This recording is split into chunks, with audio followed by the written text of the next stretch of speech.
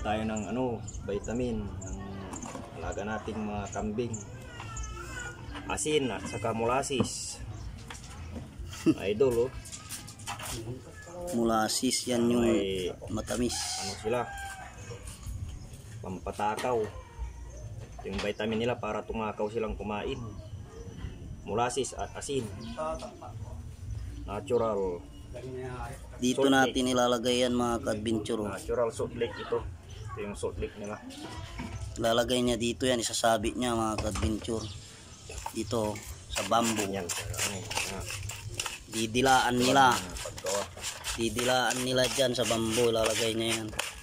Parang inumin nila. Hindi sila pang diwam na rin ito. Malayo sila sa sakit.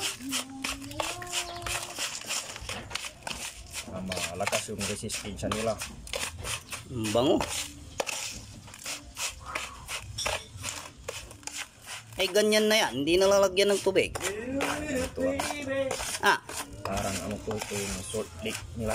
Yan yung salt lake na pala. Oo, salt lake dito sa bamboo. Isasabit niya doon sa kulungan mga ka-adventure. Molasses at asin. Molasses. Ito yung molasses. Ito salt. Pinaghalo niya yung salt sa molasses.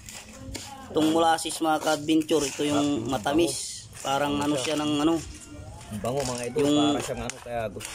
Parang tawag dyan, yung para siyang pakasya. Parang ginagawang pakasya.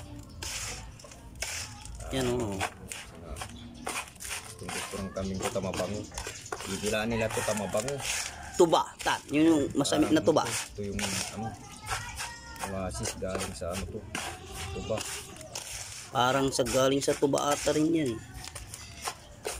Yung ginagawang brown sugar din. Brown na, kaya pwede na ito. Ganitong brown na. Pwede nang lagay dito sa Yan, lalagay niya dyan. Isa-isa. Tapos sasabit niya sa kulungan. Tama lang siya. Didilaan nila. Kasi maglilik-lik yan eh. Dito, naglilik yan dito sa butas-butas. Oh. Didilaan nila yan. Dila-dilaan nila. Kambing, baka. Yan ang bango. Ang bango.